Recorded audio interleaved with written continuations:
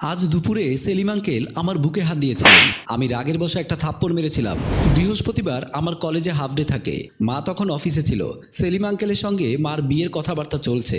এই কারণে সেলিম আঙ্কেল হুট করে ভর দুপুরে বাড়িতে আসায় আমি খুব বেশি অবাক হইনি। আমি তাকে নিয়ে সোফায় বসলাম। সেলিম আঙ্কেল এসেই মার গল্প আরম্ভ করলেন। মা বিয়েতে কিরকম গয়না পছন্দ করবে, মাথার ঝাপটা সীতাপাটি নাকি টিকলি পরবে, সে গল্প করতে করতে সেলিম আঙ্কেল হঠাৎ পেছন থেকে দুহাত দিয়ে আমাকে জড়িয়ে ধরলেন। ঘটনার আকস্মিকতায় আমি হকচকিয়ে গেলাম। প্রথমে ভাবলাম হয়তো উনি খেয়াল করেননি, কিন্তু যখন উনি হাতের মুঠো আরো শক্ত করলেন আমি ভয়ে কুঁচকে গেলাম। নিজের অজান্তেই শরীরের সমস্ত শক্তি দিয়ে টান মেরে ওনার হাত সরিয়ে দিলাম। তারপর দৌড়ে বাথরুমে ঢুকে তাড়াতাড়ি দরজা লক করে দিলাম। সেলিম আঙ্কেল আমার পেছনে পেছনে ছুটে এসে বাইরে থেকে বললেন, আমি তোমার মা সেজুতিকে চাই না, আমি তোমাকেই চাই। সেলিম আঙ্কেলের কথা শুনে প্রবল ঘৃণায় আমার গা ঘিন ঘিন করে উঠল। আমি বেসিনের কাছে গিয়ে গলা উগড়ে বমি করে দিলাম। সেলিম আঙ্কেল ওদিকে দরজায় ধাম ধাম করে বাড়ি দিচ্ছেন। মনে হচ্ছিল এই বুঝি দরজা ভেঙে ভেতরে ঢুকে যাবেন। আমার বাবা ফেরেস্তার মতো মানুষ ছিলেন, প্রেমময় মায়াময় একজন মানুষ, আর তাকে সরিয়ে কিনা এই লোকটিকে ধীরে ধীরে মনের ভেতর বাবার আসন দিচ্ছিলাম। ঠিক আমার কান্না চলে এলো। কাঁদতে কাঁদতে চিৎকার করে বললাম, প্লিজ আপনি এখান থেকে চলে যান, না হলে আমি জানালা দিয়ে দারোয়ান চাচাকে ডাকবো, পুলিশে ফোন করব। সেলিম আঙ্কেল তাও ইনসিস্ট করলেন, প্লিজ মেঘলা একবার বেরিয়ে আসো, ব্যাপারটা বোঝার চেষ্টা করো। হঠাৎ নিজের উপরে কন্ট্রোল হারিয়ে ফেলেছিলাম। আমি কথা দিচ্ছি আর তোমার গাছ হবো না। Let's keep it between you and me. আমি এবার রাগে দাঁতে দাঁত চেপে বললাম, আপনি না গেলে আমি এক্ষুনি পুলিশে ফোন করছি।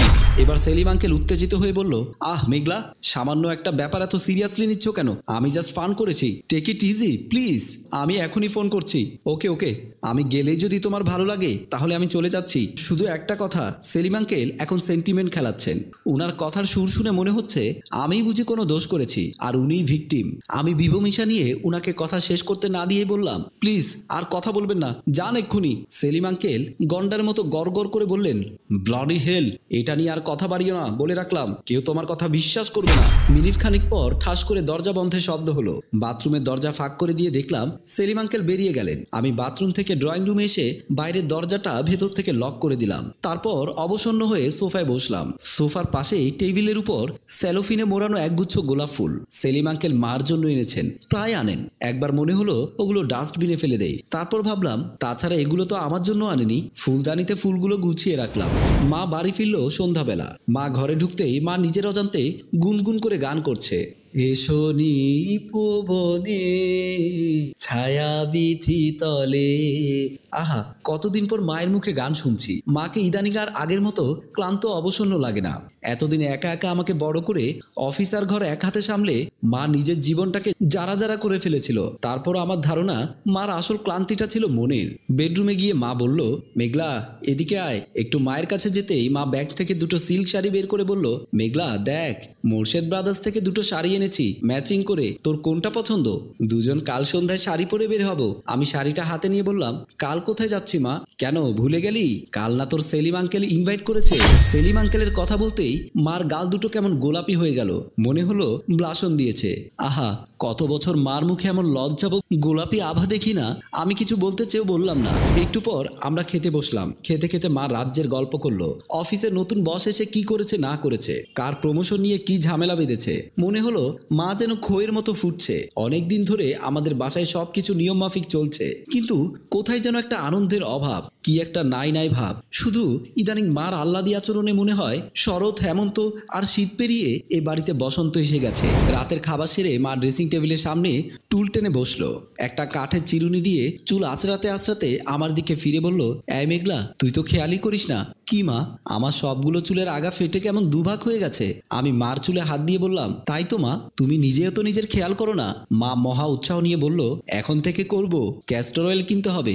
তুই এক কাজ কর, আপাতত কেচি দিয়ে চুলগুলো আধা ইঞ্চি কিংবা 1 ইঞ্চি করে ছোট করে দে। আমি বললাম, মা ওটা পার্লারে গিয়ে করলে ভালো হতো না? ওরা প্রফেশনালি কেটে দেবে।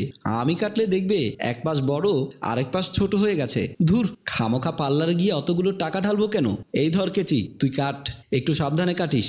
আমি মার চুল পিঠের পেছনে সমান করে বিছিয়ে খুব সাবধানে কেচি দিয়ে কাটছি। তারপর আমি চলে আসলাম, দরজায় দাঁড়ালাম। মা দেখে আয়নায় নিজেকে দেখছে আর গুনগুন করে গান গাইছে।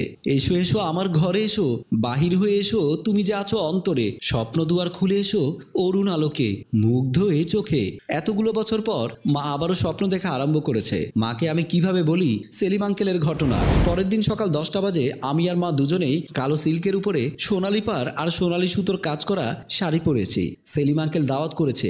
ড্রেসিং টেবিলের আয়নার সামনে দাঁড়িয়ে মনে হচ্ছিল আমরা দুই বোন। তারপর মা মেয়ে বের হয়ে গেলাম। মঞ্জুর মোর্শেদ প্রেম নিকেতন রেস্টুরেন্টে জানালার কাছে একটা গোল 4 সিটের টেবিলে সেলিম আঙ্কেল আমাদের জন্য অপেক্ষা করছিলেন। আমরা কাছে যেতে তিনি উঠে দাঁড়ালেন। পারফেক্ট জেন্টলম্যানের মতো সেলিম আঙ্কেল আমাদের চেয়ার পেছনে সরিয়ে দিলেন। আমরা চেয়ার টেনে বসলাম।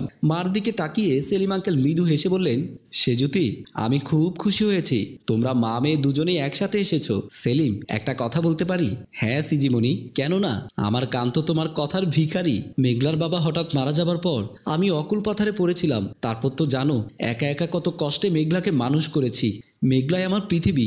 ইস, তখন যদি আমাদের পরিচয় থাকতো আমি তোমার পাশে দাঁড়াতে পারতাম, মেঘলাকে নিজের হাতে মানুষ করতাম। মেঘলা তো আমারও পৃথিবী। বলতে বলতে সেলিম আঙ্কেল টেবিলের নিচ দিয়ে আমার পায়ে পাড়া দিলেন। আমি পা সরিয়ে নিলাম। মা সেলিম আঙ্কেলকে বলল, তখন তো তোমার আগের বউ ছিল সিমি। হ্যাঁ, থাক না সে কথা। কে হাই হৃদয় খুঁড়ে বেদনা জাগাতে ভালোবাসে। আরেকটা কথা বলি, রাগ করবে না তো? কি, তোমার আগের স্ত্রী সিমির সাথে আজ ভোরে কথা হয়েছে। সে তো এখনো তোমার আগের অফিসে চাকরি করে। শুকনো কণ্ঠে বললেন, হঠাৎ সিমির কথা কেন? ব্যাংক লোনের ব্যাপারে কথা বলেছিলাম। আমাদের ব্যাংকে তো ইন্টারেস্ট রেট কম। আর এখন ব্যাংক লোন নিয়ে কি করবে? I will take care of you. আরে না না, ব্যাংক লোনটা না। তাহলে কি? এই যে তোমাকে বিয়ে করব, তুমি মানুষটা কেমন আর একটু জানতে হবে না? সেলিম আঙ্কেল মুখ গম্ভীর করে বলল, কি বললো সিমি? উল্টো পাল্টা কোনো কথা। তুমি নাকি ছোট ছোট মেয়েদের গায়ে হাত দিতে, বিশেষ করে কাজের মেয়েদের। সেলিম আঙ্কেল এবার উত্তেজিত কিন্তু চাপা স্বরে বললেন, আমি তোমাকে বলেছিলাম না সিমি একটা beach and liar. Sorry for my bad mouth. Simi না হয় মিথ্যে বলেছে, আমার মেয়েও কি মিথ্যে বলে? কে? মেঘলা? ও আবার কি বলে? কাল দুপুরে তুমি কি করেছো ওর সঙ্গে? সেলিম আঙ্কেল কম্পোজার না হারিয়ে ঠান্ডা গলায় মার দিকে তাকিয়ে বললেন, সেজুতি সিজি আমার। তাহলে সত্য কথা বলি, যদিও বলতে চাইনি। কি সত্য কথা? মেঘলা কাল আমায় সিরিয়াস করার চেষ্টা করেছে। She tried to take me to your bed. আমি কোনো রকম ওর হাত থেকে নিজেকে ছাড়িয়ে রক্ষা পেয়েছি। আর কি বলেছে জানো? কি? আমি থাকতে আপনি মাকে বিয়ে করতে চান কেন? চিন্তা করতে পারো সিজি, কেমন ডিয়াল্ট হয়ে গেছে এই মেয়ে। But don't worry, I will fix her. তুমি আর কোনোদিনও আমাদের বাড়িতে আসবে না। কি? লম্পট কোথাকার, আর কখনো আমার বাড়িতে আসবে না বলেই মা চলে আসলো। পরের দিন মা অফিসে গেল, আমি পেছনে পেছনে গেলাম। সেলিম আঙ্কেল মার অফিসে অনেক আগে থেকেই মাথা ঠান্ডা করে বসে আছে মাকে কিছু বলার জন্য। সেজুতি, তোমাকে একটা কথা বলতে এসেছি। কি কথা? বলো।